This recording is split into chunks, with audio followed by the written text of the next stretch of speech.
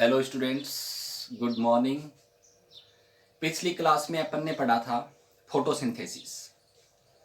अब अपन पढ़ेंगे respiration in plants. ठीक है, रेस्पायरेशन इन प्लांट्स। देखो, रेस्पिरेशन की जो प्रोसेस होती है वो सभी ऑर्गेनिजम्स में होती है, लेकिन अपन यहां पर प्लांट्स में ही पढ़ेंगे। ओके, कोई भी ऑर्गेनिजम्स है उसको एनर्जी की रिक्वायरमेंट होती है। एनर्जी फुलफिल करने के लिए वो क्या काम करता है कि उस ऑर्गेनिज्म में जो कार्बोहाइड्रेट है या फैट है या प्रोटीन है उसका ऑक्सीडेशन करवाता है, और उस ऑक्सीडेशन से उसको क्या मिलेगी? एनर्जी मिलेगी। प्लांट्स हैं, उन्होंने फोटोसिंथेसिस प्रोसेस की थी, और फोटोसिंथेसिस में क्या प्रोडक्ट बना था? ग्लूकोज बना था। क्या बना? ग्लूकोज। तो क्या होगा? इस ग्लूकोज का ऑक्सीडेशन हो जाएगा। क्या जुड़ जाए इसके साथ? O2।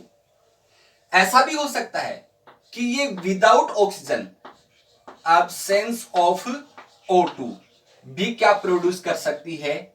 एनर्जी प्रोड्यूस कर सकती है और CO2 प्रोड्यूस करेगी। तो ये प्रोसेस ही क्या होती है? रेस्पायरेशन होती है। मतलब एक कॉमन लैंग्वेज में अपन बोलना चाहें, एक कॉमन लैंग्वेज में या सिंपल लैंग्वेज में अपन बोलना चाहें कि रेस्पिरेशन क्या प्रोसेस है, तो ऐसी प्रोसेस जिसमें बॉडी में present complicate compound like glucose, like fat, like protein, oxygen की प्रेजेंस में या ऑक्सीजन की एब्सेंस में एनर्जी और CO2 प्रोड्यूस करते हैं। इस प्रोसेस को क्या बोलते हैं? अपन रेस्पायरेशन बोलते हैं। समझ में आई बात? अब रेस्पिरेशन है, उसकी रिएक्शन शो करें अपन।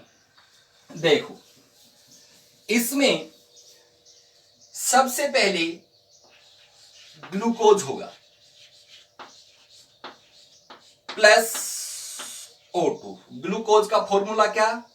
C6H12O6 plus O2 equal to क्या बनेगा? CO2 plus H2O plus energy. ठीक है, ये इसकी रिएक्शन होगी। इसको बैलेंस कर दूं मैं, 6 6 6। ओके, यहां पर ग्लूकोज का फॉर्मूला लिख दूं मैं सिर्फ, C6H12O6। ओके, अब देखो, ये रिएक्शन है रेस्पिरेशन की। अब ये रिएक्शन अपन को क्या बता रहे? यहां पर ग्लूकोज का कितना मॉलिक्यूल? 1 मॉलिक्यूल है, उसका ऑक्सीडेशन हो रहा है। ठीक है, और क्या बन रहा है? CO2, H2O और एनर्जी बन रही है। तो सीधी सिंपल बात है, ग्लूकोज का एक मॉलिक्यूल है, उसका ऑक्सीडेशन होगा, तो CO2 के कितने मॉलिक्यूल्स बनेंगे? 6 मॉलिक्यूल बनेंगे। H2O के कितने मॉलिक्यूल बनेंगे? 6 मॉलिक्यूल बनेंगे। ओके, दूसरी बात है, ग्लूकोज का एक मॉलिक्यूल है, उसका ऑक्सीडेशन करने के लिए ऑक्सीजन के कितने मॉलिक्यूल की रिक्वायरमेंट होगी? 6 O2 की रिक्वायरमेंट होगी। ठीक है, अब चलिए अपन आगे। यहां पर ग्लूकोज है, इस ग्लूकोज का ऑक्सीडेशन हुआ, क्योंकि देखो कार्बन है, हाइड्रोजन है और ऑक्सीजन है, इससे क्या बना? कार्बन डाइऑक्साइड रिलीज हुआ है। तो मतलब कार्बन, हाइड्रोजन और ऑक्सीजन, यहां पर कार्बन और ऑक्सीजन है, इसका मतलब ग्लूकोज से क्या रिलीज हो गया है? हाइड्रोजन रिलीज हो गया, और हाइड्रोजन का रिलीज होना ही क्या होता है? ऑक्सीडेशन होता है। तो यहां पर ग्लूकोज का क्या हो गया? ऑक्सीडेशन हो गया। मैं क्या लिख दूं यहां पर? ऑक्सीडेशन। ओके, दूसरी ओर ऑक्सीजन है, इस ऑक्सीजन के साथ क्या जुड़ा? हाइड्रोजन जुड़ा। किसका फॉर्मेशन हुआ? H2O का। तो इसका क्या हो गया? रिडक्शन हो गया। क्या हो गया? रिडक्शन। समझ में आई बात आपके? तो ये रिएक्शन है रेस्पिरेशन प्रोसेस की। अब अपन देखें कि रेस्पिरेशन की प्रोसेस है, उसमें यहां पर ये कार्बोहाइड्रेट है। अगर सपोज करो बॉडी में कार्बोहाइड्रेट नहीं है, तो फिर क्या होगा? क्या ऑर्गेनिज्म को एनर्जी नहीं मिलेगी? मिलेगी एनर्जी, वो एनर्जी देने का काम कौन करेगा? फैट। कौन? तो यहां पर फैट का ऑक्सीडेशन हो सकता है। अब यूं कहो कि कार्बोहाइड्रेट भी नहीं है और फैट भी नहीं है, तो एनर्जी देने का काम कौन करेगा? प्रोटीन करेगा। कौन? प्रोटीन। तो इस प्रकार देखें अपन कि यहां पर एनर्जी देने के लिए रेस्पिरेशन है, उसमें अल्टरनेटिव पाथ हो सकते हैं। इसलिए रेस्पिरेशन की जो प्रोसेस है उसको अपन क्या बोलते हैं? एम्फीबोलिक प्रोसेस है। एम्फीबोलिक रेस्पिरेशन कैसी प्रोसेस है? एम्फीबोलिक प्रोसेस है। Okay, clear? तो ये बेसिक चीज तो होगी रेस्पिरेशन की, रिएक्शन से रिलेटेड। अब अपन देखें कि सबस्ट्रेट्स ऑफ रेस्पिरेशन या रेस्पिरेटरी सबस्ट्रेट्स। देखो, रेस्पिरेटरी सबस्ट्रेट क्या होते हैं? Respiratory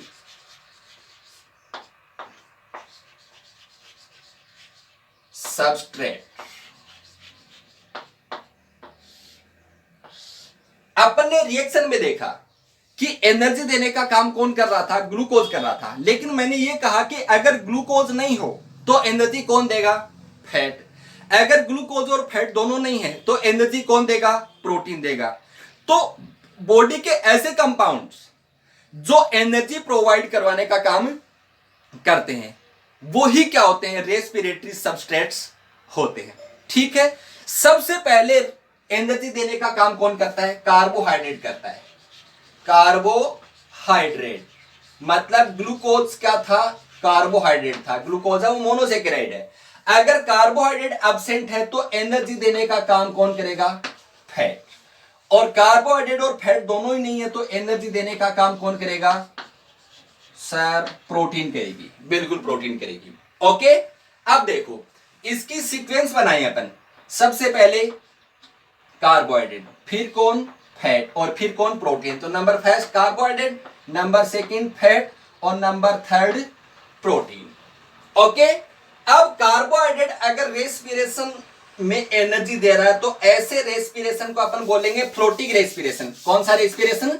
floating respiration. Floating respiration. अगर फैट एनर्जी देने का काम करता है तो ऐसे रेस्पिरेशन को भी अपन क्या बोलेंगे? Floating respiration. अगर प्रोटीन एनर्जी देने का काम करेगा तो ऐसे रेस्पिरेशन को बोलेंगे अपन protoplasmic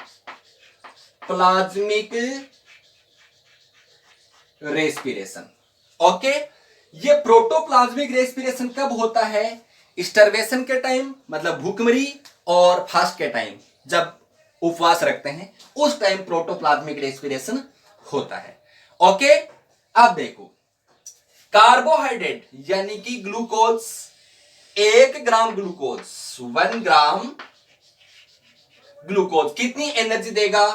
4.5 kilo calorie energy provide करवाता है। 1 ग्राम फैट कितनी एनर्जी प्रोवाइड करवाएगा? 1 ग्राम। 1 ग्राम fat 9 kilo calorie energy provide करवाता है।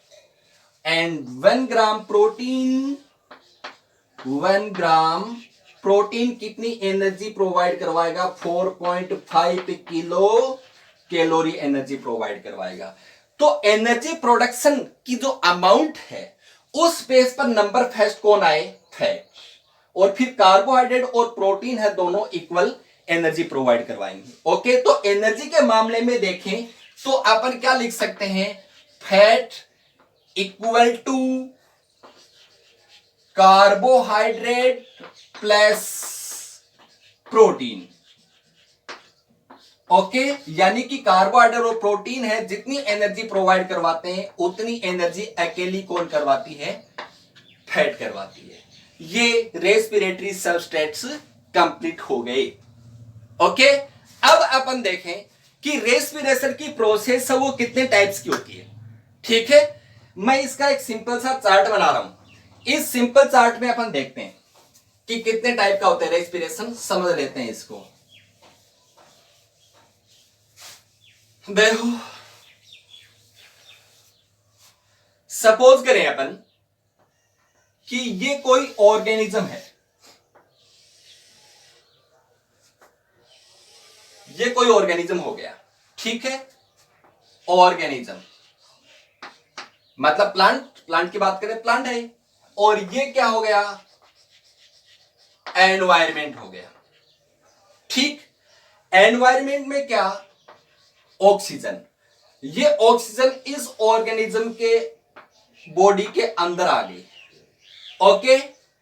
अब ये ऑक्सीजन अंदर आकर क्या करेगी, ऑर्गेनिज्म की जो सेल है या प्लांट की जो सेल है, ये प्लांट सेल हो गई, इस प्लांट सेल में ऑक्सीजन ग्लूकोज का ऑक्सीडेशन करवा देगी, और इससे क्या प्रोड्यूस होगा, CO2, H2O एंड एनर्जी। इस एनर्जी का यूज है वो बायोलॉजिकल प्रोसेस में हो जाएगा। ये CO2 सेल से बाहर आ गई और एनवायरमेंट में रिलीज हो गई। किस में रिलीज हो गई, एनवायरमेंट में। ये लो, तो एक देखें अपन कि एनवायरमेंट है और ऑर्गेनिज्म है, उसकी रेस्पिरेटरी जो सरफेस है उसके बीच ऑक्सीजन और कार्बन डाइऑक्साइड एक्सचेंज हो रही है, O2 अंदर आ रही है और CO2 बाहर निकल रही है। इसको अपन बोलेंगे एक्सटर्नल रेस्पिरेशन, एक्सटर्नल रेस्पिरेशन। दूसरा, ऑर्गेनिज्म की बॉडी में ऑक्सीजन है, वो ऑक्सीडेशन करवा रही है और CO2 प्रोड्यूस कर रही है सेल के अंदर, इसको बोलेंगे अपन इंटरनल रेस्पिरेशन। क्या बोले इसको अपन, इंटरनल रेस्पिरेशन, या इसको सेलुलर रेस्पिरेशन भी बोलते हैं। क्या बोल सकते हैं इसको अपन, इंटरनल या सेलुलर रेस्पिरेशन, ठीक है। अब सेलुलर रेस्पिरेशन कौन सा होगा, ये पार्ट सेलुलर रेस्पिरेशन हो गया, मतलब इंटरनल। ऑर्गेनिज्म की बॉडी के अंदर CO2 कैसे ऑक्सीडेशन करवाएगी, कैसे CO2 प्रोड्यूस करेगी। अब सेलुलर रेस्पिरेशन में मैं ये बताऊं आपको, सेलुलर रेस्पिरेशन भी अलग अलग टाइप का हो सकता है, क्योंकि यहां पर ऑक्सीजन है, ये ग्लूकोज ऑक्सीजन की प्रेजेंस में एनर्जी प्रोड्यूस कर रहा है। मैं यूं कह दूं कि यहां पर ऑक्सीजन ना हो, ये ऑक्सीजन नहीं होती, तो क्या ग्लूकोज एनर्जी प्रोड्यूस नहीं करता, तब भी करता। हाँ, ये बात अलग थी कि ऑक्सीजन जो एनर्जी है वो कम अमाउंट में प्रोड्यूस होती। अगर ऑक्सीजन एब्सेंट है तो ग्लूकोज है वो एनर्जी प्रोड्यूस कर देगा, ठीक है। क्या बनाएगा, CO2 बनाएगा, और क्या बनाएगा, C2H5OH बनाएगा, ओके। तो ये भी सेलुलर रेस्पिरेशन हुआ। तो सेलुलर रेस्पिरेशन है वो कितने टाइप का हो गया, दो टाइप का हो गया, एक तो इन प्रेजेंस ऑफ ऑक्सीजन और एक इन अब्सेंस ऑफ ऑक्सीजन। अपन यहां पर सेलुलर रेस्पिरेशन पढ़ेंगे, ठीक है। Cellular respiration is of two types. First of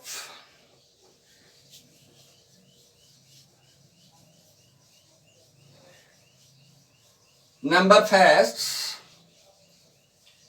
cellular respiration का पहला टाइप है एरोबिक रेस्पिरेशन।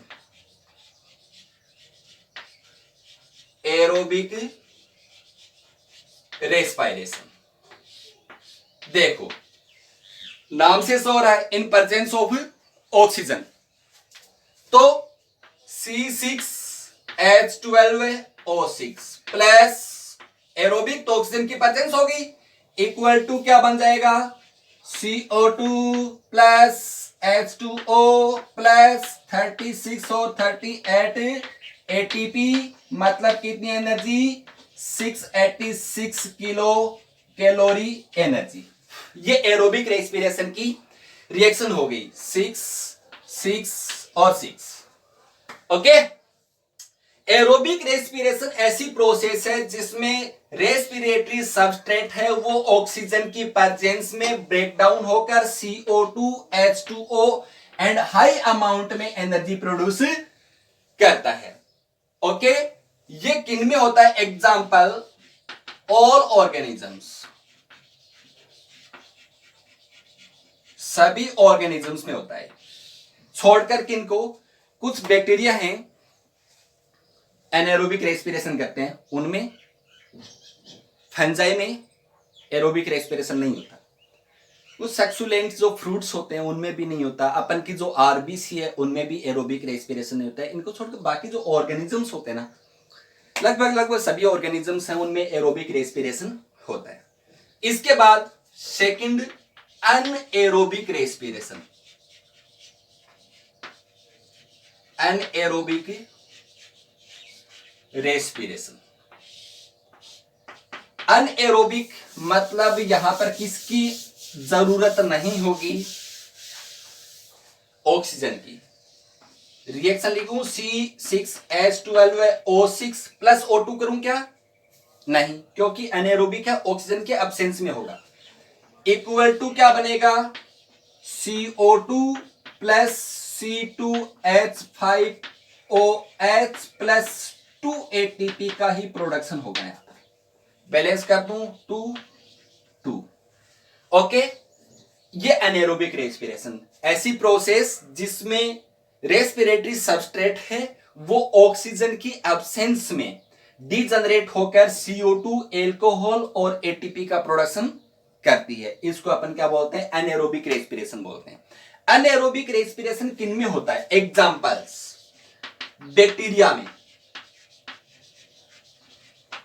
ठीक है, फंजाई में, सेक्सुलेंट फ्रूट्स में, अपन की आरबीसी में, और सीड का जब जर्मिनेशन होता है तब भी उनमें अनेरोबिक रेस्पिरेशन ही होता है। जर्मिनेटेड सीड्स, ओके, ये अनेरोबिक रेस्पिरेशन। तो दोनों की रिएक्शन होगी, डेफिनेशन हो गई। अब अपन दोनों में एरोबिक और अनेरोबिक रेस्पिरेशन है उसमें डिफरेंस करना चाहें तो दोनों में डिफरेंस कर सकते हैं। देखो, एरोबिक रेस्पिरेशन में प्रेजेंस ऑफ ऑक्सीजन और एनेरोबिक रेस्पिरेशन में absence of oxygen. Aerobic respiration में प्रोडक्ट क्या बनते हैं, CO2 H2O एंड 38 और 36 और 38 ATP। एनेरोबिक रेस्पिरेशन में प्रोडक्शन होता है किसका, CO2 का, एल्कोहल का और 2 ATP का। ओके, ये डिफरेंस हो गया एरोबिक एंड एनेरोबिक रेस्पिरेशन। ठीक है, अब रेस्पिरेशन की प्रोसेस कैसे होती है, कहां होती है, इसके बारे में अपन आगे चर्चा करेंगे। Okay, process of respiration. देखो, रेस्पिरेशन की जो प्रोसेस है वो सेल के अंदर होगी। कहां होगी, सेल के अंदर। क्या होता है कि सपोज करो ये C6H12O6 है, यानी कि ग्लूकोज है। ठीक, अब ये ग्लूकोज है वो सेल के साइटोप्लाज्म में, कहां पर, साइटोप्लाज्म में। ग्लूकोज साइटोप्लाज्म में किसका फॉर्मेशन करेगा, पायरुविक एसिड का फॉर्मेशन करेगा। किसका फॉर्मेशन, पायरुविक एसिड का। कहां, साइटोप्लाज्म में, in cytoplasm. Okay, glucose pyruvic acid का फॉर्मेशन कर रहा है साइटोप्लाज्म में। इस प्रोसेस को अपन बोलेंगे ग्लाइकोलाइसिस। क्या बोले इसको अपन, ग्लाइकोलाइसिस बोले। ये ग्लाइकोलाइसिस चाहे एरोबिक रेस्पिरेशन करने वाले ऑर्गेनिजम्स हो और चाहे अनएरोबिक रेस्पिरेशन करने वाले ऑर्गेनिजम्स हो, दोनों में सिमिलर होती है। तो मैं क्या लिख दूं, same in aerobic and anaerobic, दोनों में सिमिलर होती है। मतलब कॉमन पाथ है ये एरोबिक और अनएरोबिक रेस्पिरेशन के लिए, ग्लाइकोलाइसिस। अब देखो, जिन ऑर्गेनिजम्स में एरोबिक रेस्पिरेशन होता है, कौन सा रेस्पिरेशन, एरोबिक रेस्पिरेशन होता है, उनमें पायरुविक एसिड है, वो किसका फॉर्मेशन कर लेगा, CO2 plus H2O plus NaDH2 plus FaDH2 plus ATP। जिन ऑर्गेनिजम्स में एरोबिक रेस्पिरेशन होता है, उनमें पायरुविक एसिड किसका फॉर्मेशन करेगा? CO2, H2O, NADH2, FADH2 and ATP। ये प्रोसेस कहां होनी है? माइटोकॉन्ड्रिया के अंदर होनी है। कहां? माइटोकॉन्ड्रिया। In mitochondria. ओके। और pyruvic acid CO2, H2O, NADH2, FADH2, ATP का फॉर्मेशन कर रहा है, इसको बोलेंगे अपन क्रेब्स साइकिल। क्या बोलेंगे इसको अपन? Krebs cycle. ओके। ये किन में होगा? एरोबिक में होगा। जिन ऑर्गेनिजम्स में एरोबिक रेस्पिरेशन होता है। ठीक। अब यहां पर जो NADH2 और FADH2 बनी है, ये NADH2 और FADH2 है, वो किसका फॉर्मेशन करेंगी? ATP का फॉर्मेशन करेंगी। किसका फॉर्मेशन? ATP। ये अगली स्टेप होगी। ये भी कहां होगी? माइटोकॉन्ड्रिया में होगी। In mitochondria. ठीक है। इस प्रोसेस को बोलेंगे अपन ETS। ETS। तो ये एरोबिक रेस्पिरेशन की स्टेप्स होगी। सबसे पहले ग्लूकोज है, उसने पायरुविक एसिड बनाया साइटोप्लाज्म में। कौन सी प्रोसेस? ग्लाइकोलाइसिस। फिर पायरुविक एसिड माइटोकॉन्ड्रिया में गया, क्या बनाया? CO2, H2O, NADH2, FADH2 and ATP। फिर NADH2, FADH2 ने क्या बनाया? ATP। कहां? माइटोकॉन्ड्रिया में। उसको क्या बोले अपन? ETS। तो एरोबिक रेस्पिरेशन की कितनी स्टेप हो गई? 3 होगी। Glycolysis, Krebs cycle and ETS। ठीक है। अब देखो, जिन ऑर्गेनिजम्स में अनेरोबिक रेस्पिरेशन होता है, उनमें साइटोप्लाज्म में ही, कहां? In cytoplasm. साइटोप्लाज्म में ही ये पायरुविक एसिड है, वो C2H5OH ethanol plus CO2 plus 2 ATP इनका प्रोडक्शन करता है। ये एनाएरोबिक रेस्पिरेशन में होता है। ओके। तो अपन एरोबिक और एनाएरोबिक रेस्पिरेशन को डिटेल से पढ़ना चाहें तो एरोबिक रेस्पिरेशन पढ़ेंगे तो इसमें अपन ये पढ़ना है स्टेप बाय स्टेप। ये एरोबिक रेस्पिरेशन है। मतलब पहले तो ये पढ़ेंगे कि ग्लूकोज कैसे पायरुविक एसिड बनाता है, मतलब ग्लाइकोलाइसिस कैसे होती है। फिर क्रेब्स साइकिल कैसे होता है, मतलब pyruvic acid CO2, H2O, FADH2, NADH2 and ATP कैसे प्रोड्यूस करता है, ये क्रेब्स साइकिल। और फिर देखेंगे NADH2, FADH2 वो ATP का कैसे फॉर्मेशन करते हैं, मतलब ETS कैसे होता है। तो एरोबिक रेस्पिरेशन पढ़े तो 3 स्टेप हो जाएंगे, glycolysis, Krebs cycle and ETS। और फिर पढ़ेंगे एनाएरोबिक रेस्पिरेशन, ग्लाइकोलाइसिस, और ग्लाइकोलाइसिस के बाद साइटोप्लाज्म में ही पायरुविक एसिड है वो C2H5OH और CO2 ATP कैसे प्रोड्यूस करता है। ओके। तो अपन शुरू करें aerobic respiration. Aerobic respiration. Aerobic respiration है, देखो रेस्पिरेशन की प्रोसेस है वो कहां हो रही है? सेल के अंदर हो रही है रेस्पिरेशन। अब चार्ट में मैंने बताया था कि एरोबिक रेस्पिरेशन है, एरोबिक रेस्पिरेशन। एरोबिक रेस्पिरेशन की कुछ प्रोसेस है वो तो साइटोप्लाज्म में हो रही थी। मतलब देखें तो अपन जो ग्लूकोज है वो पायरुविक एसिड बना रहा था, कहां? क्रेब्स साइकिल सॉरी साइटोप्लाज्म में बना रहा था। और दूसरा फिर पायरुविक एसिड है वो CO2, H2O और एनर्जी बना रहा है, कहां? माइटोकॉन्ड्रिया में। तो जो एरोबिक रेस्पिरेशन की प्रोसेस है वो कहां हो रही है?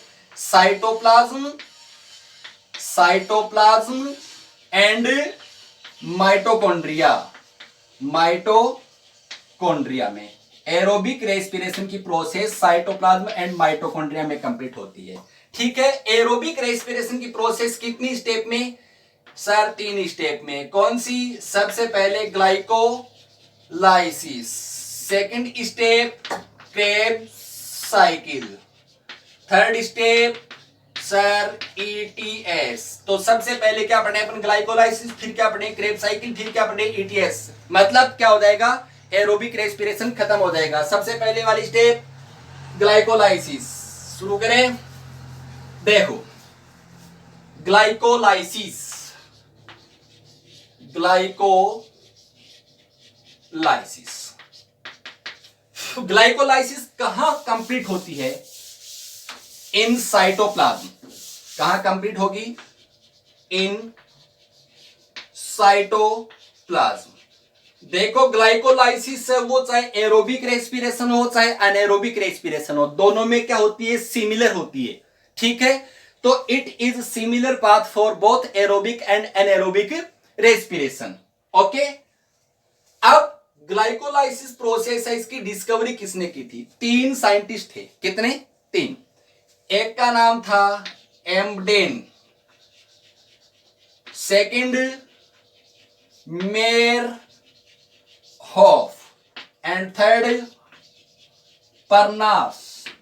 3 साइंटिस्ट थे, उन्होंने इस प्रोसेस की डिस्कवरी की, ग्लाइकोलाइसिस पाथ की डिस्कवरी की। तो तीनों साइंटिस्ट का फर्स्ट लेटर ले लिया EMP, EMP। इसलिए ग्लाइकोलाइसिस को अपन कौन सा पाथ भी बोलते हैं? EMP पाथ बोलते हैं, EMP पाथ। ओके, ग्लाइकोलाइसिस की जो प्रोसेस है वो कितनी स्टेप्स में कंप्लीट होती है? 10 स्टेप्स में कंप्लीट होती है। कितनी स्टेप्स? 10 स्टेप्स। ओके, ग्लाइकोलाइसिस की प्रोसेस में अपन को बनाना क्या है? अपन को ग्लूकोज से क्या बनाना है? पायरुविक एसिड बनाना है। ठीक है, तो डायरेक्टली ग्लूकोज से पायरुविक एसिड नहीं बनेगा, स्टेप बाय स्टेप कंपाउंड बनते जाएंगे और लास्ट में क्या बनेगा? पायरुविक एसिड बनेगा। ठीक है, तो कितनी स्टेप्स आएंगे? टोटल 10 स्टेप्स आएंगे। ये ग्लाइकोलाइसिस प्रोसेस होगी। देखते हैं अपन ग्लाइकोलाइसिस प्रोसेस को। देखो, सबसे पहले कहां से शुरू होगा ग्लाइकोलाइसिस? ग्लूकोज से। सपोज करें ये ग्लूकोज है, कितना मॉलिक्यूल? 1 मॉलिक्यूल। ग्लूकोज का कितना मॉलिक्यूल? 1 मॉलिक्यूल। ओके, अब ग्लूकोज का ये 1 मॉलिक्यूल है, यहां पर एटीपी का यूज करेगा। किसका? एटीपी। एटीपी किस में कन्वर्ट हो जाएगी? एडेनोसिन डाइफॉस्फेट में। कितना मॉलिक्यूल? 1। तो एटीपी का भी कितना मॉलिक्यूल? 1 मॉलिक्यूल। अब ग्लूकोज के साथ इस एटीपी वाला जो फॉस्फेट है वो ऐड हो गया, क्या बन जाएगा? Glucose 6 phosphate. Glucose 6 phosphate. कितना मॉलिक्यूल? 1 मॉलिक्यूल। कितना मॉलिक्यूल बना? 1 मॉलिक्यूल बन गया इसका। ओके, अब देखो, इसके बाद ग्लूकोज 6 फॉस्फेट है वो अपना आइसोमर बनाएगा। क्या बनाएगा? आइसोमर। फ्रक्टोज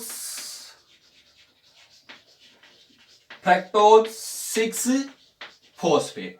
क्या बना लिया? फ्रक्टोज 6 फॉस्फेट बना लिया। अब फ्रक्टोज 6 फॉस्फेट है वो भी यहां पर क्या ले लेगा? एक एटीपी ले लेगा। कितना मॉलिक्यूल बना इसका? 1 मॉलिक्यूल बना इसका। कितना एटीपी ले लिया? 1 एटीपी ले लिया। एडीपी में कन्वर्ट हो गई, मतलब इसका एक फॉस्फेट इसके साथ जुड़ गया। फ्रक्टोज शुगर है, उसमें कितने कार्बन होते हैं? 6 कार्बन होते हैं। तो यहां पर जो फॉस्फेट है वो इसके फर्स्ट कार्बन पर ऐड हो जाएगा। तो क्या बन गया कंपाउंड? Fructose 1,6 die phosphate. क्या बना? Fructose 1,6 diphosphate. कितना मॉलिक्यूल? 1 मॉलिक्यूल। समझ में आई बात आपके?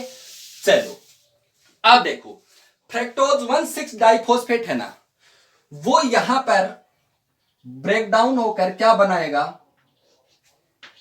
3PGAL बनाएगा, 3-फॉस्फोग्लिसरेल्डिहाइड। ठीक है, अब 3-फॉस्फोग्लिसरेल्डिहाइड, देखो ग्लिसरेल्डिहाइड में कितने कार्बन होते हैं? 3। फ्रक्टोज में कितने कार्बन? 6। तो 6 कार्बन वाला 3 कार्बन वाला कंपाउंड बनाएगा। 6 कार्बन का जो कंपाउंड है वो 3 कार्बन का कंपाउंड बनाएगा। तो यहां पर श्योर इसके कितने मॉलिक्यूल बने? 2 मॉलिक्यूल बने। कितने मॉलिक्यूल? 2 मॉलिक्यूल।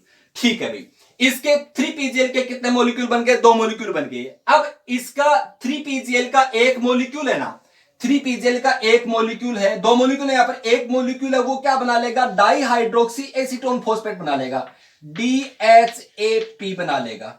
क्या बना लिया, डाई हाइड्रोक्सी एसीटोन फोस्फेट। तो एक मोलिक्यूल तो किसका हो गया, 3PGL का हो गया, और एक मोलिक्यूल किसका हो गया, डाई हाइड्रोक्सी एसीटोन फोस्फेट का हो गया। अब 3PGAL 3 फॉस्फोग्लिसरॉल्डिहाइड का एक मॉलिक्यूल और डाई हाइड्रोक्सी एसीटोन फोस्फेट का एक मॉलिक्यूल, दोनों मिल गए यहां पर, ठीक है। और यहां पर H3PO4 फॉस्फोरिक एसिड यूज होगा, फॉस्फेट इस वाला यूज हो जाएगा, कितना मॉलिक्यूल, 2 मॉलिक्यूल, एक ये इसके लिए। तो ये दोनों मिलकर 2H3PO4 का यूज करके 1,3-डाई-PGAL का फॉर्मेशन कर लेंगे। किसका फॉर्मेशन, 1,3-डाई-PGAL 1,3-डाई-फॉस्फोग्लिसरॉल्डिहाइड के कितने मॉलिक्यूल, 2 मॉलिक्यूल बन जाएंगे। ओके, कोई दिक्कत। अब देखो, अब एल्डिहाइड है, इस एल्डिहाइड का यहां पर क्या हो जाएगा, ऑक्सीडेशन हो जाएगा। क्या हो जाएगा, यहां पर ऑक्सीडेशन हो जाएगा, यानी यहां से H2O बाहर निकल जाएंगे। H2O कितने, H2O 2 H2O बाहर निकलेंगे। क्या बच जाएगा, एल्डिहाइड है उससे एसिड बन जाएगा 1,3-डाई-फॉस्फोग्लिसरिक एसिड। कितने मॉलिक्यूल, 2 मॉलिक्यूल बन गए इसके।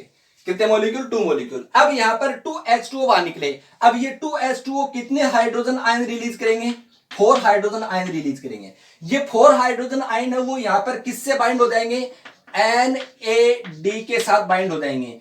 क्या बनाएंगे, NADH2। कितने, 4 हाइड्रोजन आयन, तो 2। समझ में आ गई बात आपके। अब देखो 1,3-डाइफॉस्फोग्लिसरिक एसिड था। अब 1,3-डाइफॉस्फोग्लिसरिक एसिड यानी ग्लिसरिक एसिड के साथ कितने कार्बन है, 2 हैं। एक तो फर्स्ट कार्बन के साथ और एक थर्ड कार्बन के साथ। जो फर्स्ट कार्बन के साथ फॉस्फेट है वो हट जाएगा और वो किसके साथ ऐड हो जाएगा, ADP के साथ ऐड हो गया। क्या बन गई, ATP बन गई। भाई कितने मॉलिक्यूल, सर 2। तो मैं भी यहां पर कितने मॉलिक्यूल बना दूं, 2 ATP मॉलिक्यूल बन गए। और बच गया क्या, 3 फॉस्फोग्लिसरिक एसिड। क्या बच गया, 3 फॉस्फोग्लिसरिक एसिड बच गया। ओके, अब 3 फॉस्फोग्लिसरिक एसिड यानी कि ग्लिसरिक एसिड के किस कार्बन के साथ फॉस्फेट जुड़ा हुआ है, थर्ड कार्बन के साथ। ये थर्ड कार्बन वाला फॉस्फेट है वो दूसरे कार्बन पर चला जाएगा। तो क्या बन गया कंपाउंड, 2 फॉस्फोग्लिसरिक एसिड। क्या बन गया, 2 फॉस्फोग्लिसरिक एसिड बन गया। ठीक है, अब 2 फॉस्फोग्लिसरिक एसिड है वो क्या बना लेगा, 2 फॉस्फो इनोल पायरुविक एसिड। ठीक है, कितने मॉलिक्यूल इसके, 2। इसके भी कितने मॉलिक्यूल, 2 मॉलिक्यूल। इसके भी कितने मॉलिक्यूल, 2 मॉलिक्यूल। इसके भी कितने मॉलिक्यूल हो गए, 2 मॉलिक्यूल। ओके, अब 2 फॉस्फोइनोल पायरुविक एसिड है वो क्या बना लेगा, पायरुविक एसिड। कितने मॉलिक्यूल, 2 मॉलिक्यूल पायरुविक एसिड। कब बना, जब यहां से फॉस्फेट हटा। इसका मतलब यहां भी किसका फॉर्मेशन हो गया, ADP से ATP का फॉर्मेशन हो गया। कितने मॉलिक्यूल, 2। कितने मॉलिक्यूल आ जाएंगे, 2 मॉलिक्यूल आ गए। कोई दिक्कत। तो ये ग्लाइकोलाइसिस प्रोसेस है जो साइटोप्लाज्म में कंप्लीट हो गई है। मैंने कितनी स्टेप बताई थी, 10 स्टेप बताई थी। तो इधर से देखे अपन 1 2 3 4 5 6 7 8 9 एंड 10 स्टेप्स कंप्लीट। अब देखो ग्लाइकोलाइसिस की प्रोसेस है, उसमें कहीं ऑक्सीजन काम में आई है क्या, कहीं ऑक्सीजन काम में नहीं आई। कहीं CO2 बाहर निकली है क्या, कहीं बाहर नहीं निकली। देख लो, तो ग्लाइकोलाइसिस प्रोसेस में ना तो ऑक्सीजन कंज्यूम होती है और ना ही CO2 है वो प्रोड्यूस होती है। ठीक है, अगली बात, ग्लाइकोलाइसिस में टोटल कितने ATP बन रहे हैं, देखें अपन कितने ATP का प्रोडक्शन हो रहा है ग्लाइकोलाइसिस में। 2 ATP तो ये बन रहे और 2 ये बन रहे। कितने ATP बन रहे हैं टोटल, 4 ATP बन रहे हैं। Total production 4 ATP। कितने ATP काम में आ रहे हैं, एक तो ये काम में आ रहा और एक ये काम में आ रहा।